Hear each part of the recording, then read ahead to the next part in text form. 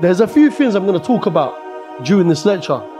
And one of them being, as a lot of youngsters, especially the ages between 14, 15 and so on and so forth and up, are falling into. And that's haram relationship. Man, see a couple brothers here, mashallah, tabarakallah, coming to this masjid, holding hands with another sister, hugging her, saying, I'll see you after the talk. Alhamdulillah, at least he's come to the masjid, innit? But really? Is this what it's come to? Allah subhanahu wa ta'ala will forgive every sin of a Muslim except the ones that you do publicly and openly, bro. Now, where's the shame, bro? I remember back in my day when we were here, if man them used to smoke up and down those blocks around the corner, and the uncle or auntie used to walk past, best believe we're putting that cigarette or that weed away. Oh, we're going to stop listening to music. Or we're going to stop listening to that music that we're listening to, even though we're around the corner from the masjid. Nowadays, you don't give a damn. You continue. Where's the fear of Allah gone, bro? We're Muslims. Since when has Islam become secondary? Since when? And no wonder we're miserable. We're all suffering from something to do with isms, bro. PTSD, and so on and so forth. Man, them are stressed. Man, them are depressed. Why? Because you put everything in front of Allah subhanahu wa ta'ala, before Allah. You chose the girlfriend. You chose your education, your job, before Allah subhanahu wa ta'ala. Let's be real with ourselves, bro. What is happening to us, man? There's some non-Muslims here for the first time.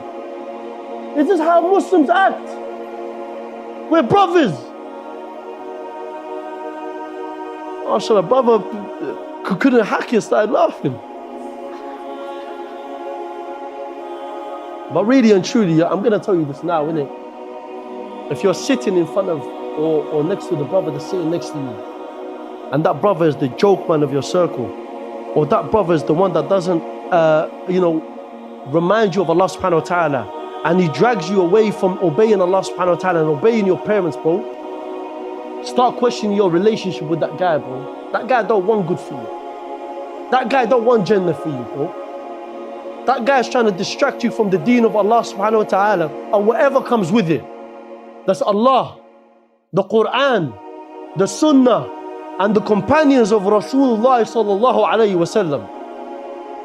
You see, they sacrificed a lot, bro. Islam spread to Europe, and that was because of them. By the permission of Allah subhanahu wa ta'ala, by the mercy of Allah subhanahu wa ta'ala. I've gone to places, and recently I was working on a project for the past 2 weeks, and I met a lot of people. And I met one guy that now decides to do therapy on behalf of someone that passed away at the age of 16, bro. And I'm wearing his wristband right now. And the wristband says, yeah, #Andy's Man Club. Andy was a boy that was 16 years old, bro, that committed suicide. Non-Muslim. But I've got to give respect for him on this and this movement, this trend that is going by his name. And you know what that is? That is, he committed suicide because he was in a haram relationship, bro. He wasn't Muslim, but you know what I mean by haram relationship. All of us were in it once upon a time, whether we liked it or not. But how many of us are still in it, bro? The girl broke his heart. He couldn't hack it, so he took his own life. Some people from Leicester community contacted me knowing that I'm going to Leicester to do a talk with Abu Taymiyyah on the 2nd of July. A 15-year-old Muslim took his own life because the girl he was with decided to go and see another guy, bro. How many of us are still involved in that, bro? Islam completes, getting married completes half of your deen in Islam. If you're really going down that path where you feel like you're going to fall into what? Zina. The zina of the eyes. The zina of the hands, bro. How many of us see pornography? It's become normal amongst the Muslim community, bro. Some of the youngsters come to me, bro, after my talks, they pull me to the side. Akhi, I can't help it, but I'm addicted to pornography. Another guy, I'm addicted to smoking weed. I'm addicted to committing zina. That's their trials and tribulations. That's their fitna. I can't put him down for that, bro. I'm scared that I might be even involved in that once. You never know. Allah could test every single one of us here. But nowadays, what's worse and what's coming, it's becoming quite disgusting and disturbing, is that Muslims are finding the faults of their Muslim brother.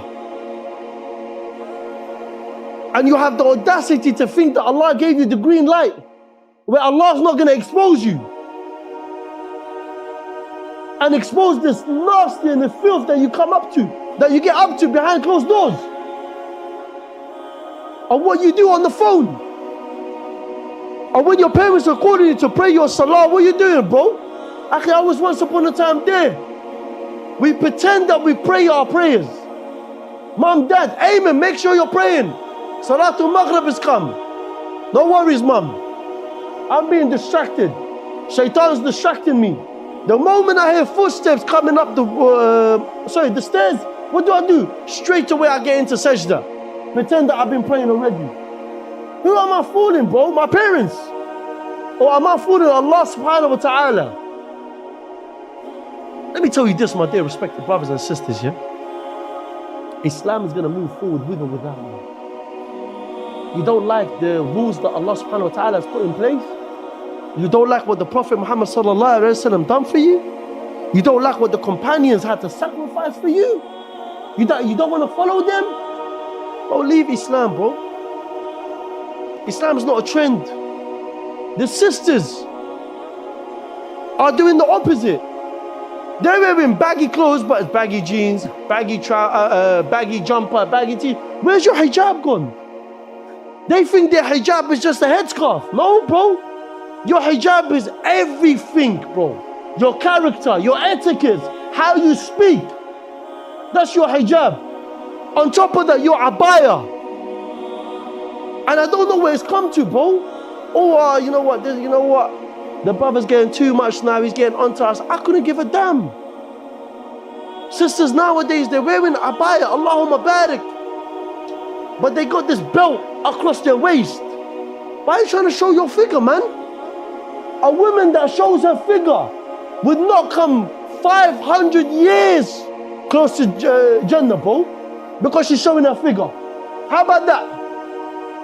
This is a hadith. A woman that is clothed but yet naked. What does that mean, bro? A woman that is dressed modest, but yet you can see every figure. For what? Who are you trying to fool? And you got thirsty brothers. Ah, mashallah, sister. Assalamu alaikum.